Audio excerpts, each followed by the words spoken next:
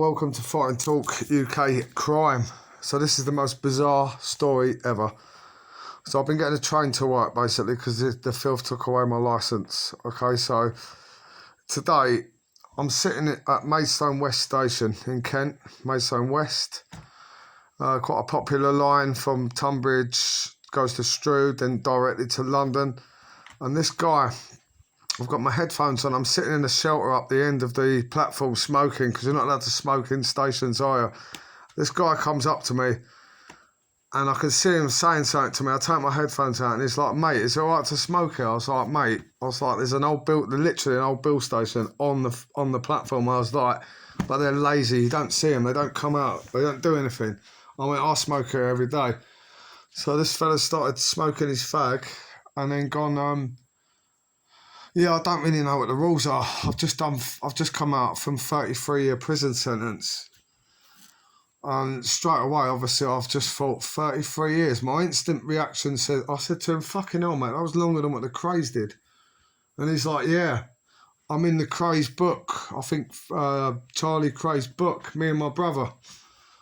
And I was like, oh, right. I did not ask him. I didn't say to him, what did you do? Never said anything. So he starts talking and then he says to me, do you know a family called the Dohertys, Traveller family? And I was like, yeah.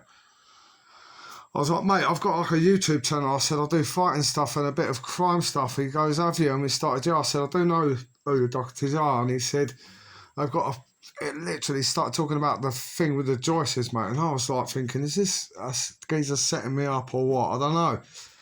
Anyway, he's like, do you want to see my story? It's all over social media. So he's come sat next to me, showed me this picture, but I didn't have my glasses on, so I couldn't see it. I couldn't read what his name was. And he was getting on the same train as me, right? And he went to me, because I didn't ask, he went, yeah, I got done for like importing a load of drugs. And I was like, oh, okay. And then he went, yeah, and also I shot someone in the head and assassinated him. And I was like, wow. Oh my God, most people would have wanted to fuck off then, but obviously my interest picked up, but I didn't really want to ask him questions. Then he said to me, have you ever done any bird? I went, no, mate, nothing near 33 years. And then he started talking a lot, and he started talking about Paddy Conroy, and he said to me, do you know Paddy Conroy? And I was like, yeah, I do know Paddy Conroy. I've spoke to him once, quickly on the phone, through a guy called Tony Burkett. And I went, yeah, I said, I've followed his story for like years. He went, if ever you see him, tell him I said hello when you speak to him. So hopefully Paddy Conroy will hear this, and this fella said hello. But as with the train pulled up, he went, right, I've got to get on the train with my daughter on the same train. So he's gone and met his daughter and got up the top end of the train. So I've gone and sat down on the train thinking, I couldn't see my phone, I didn't have my specs on. So I'm thinking about, should I go up, like? And he's obviously, I thought, he's just come out of prison, yeah, he's with his daughter. And I thought, I'll wait till we get to Strood, where I thought he was going to get off. But then I see him and his daughter get off at Snodman. But it was the most bizarrest conversation ever. It's like, I don't know why, I think I attract people, criminals, fighters, and, you know, just draw towards me. I don't know why, but, mate, this geezer just sat there and it's like, he done 33 years in prison. And, randomly just come up when we started speaking. He was telling me about his brother. I think his brother's got something to do with the Dohertys.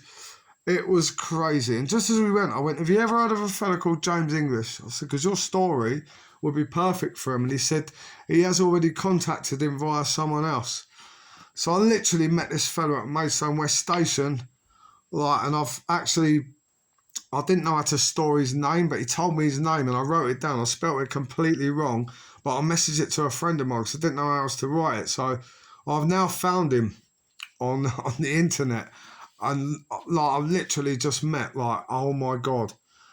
Like, this is crazy. I was just getting a train home from work, minding my own business, and this fella, I've got to say, he was very polite, very nice fella. I mean, you would never, ever have thought when he spoke to you that he was this, like, literally an assassin, massive drug importer.